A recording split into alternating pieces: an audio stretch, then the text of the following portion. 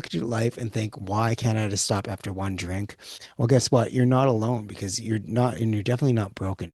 You're just wired a little differently. Why? And that's what I call a fast brain. You have high drive, high emotions, high horsepower. Without the right traction, that same wiring can feel like chaos. Have you ever felt like maybe you're overthinking or you're ruminating on things, or maybe you just can't focus on more than one task at a time, but you want to focus on one more than one task at a time, right? There's a bunch of tabs open inside your brain. It was that all worked and that was great, but I was actually learning how to regulate my mind because as more I learn about ADHD, the more I learn about what ADHD is and the tendencies that you have.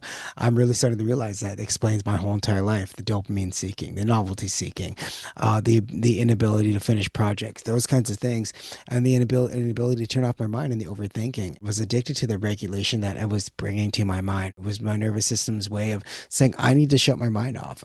The anxiety, the overthinking, the ruminating on negative thoughts. Those things needed to be shut off, and alcohol became my shortcut to becoming calm and shutting that off. I stopped trying to fight my brain and I started training it. And it's often labeled ADHD, but I call it a fast brain because it's not a disorder. It's a different operating system, right? It explains it like you have a Ferrari brain with bicycle brakes, right? So this is why there's most of us start losing control, not because we're weak, but because our brain found the fastest route to regulation, right? So we just found the fastest route to regulation, and that could have been alcohol, right? So why does alcohol feel like it works? For fast brains, that may feels like regulation, but it's just a chemical relief. And over time, your brain learns to drink equals calm, right? It's just the way your brain's wired, and we're gonna fix that.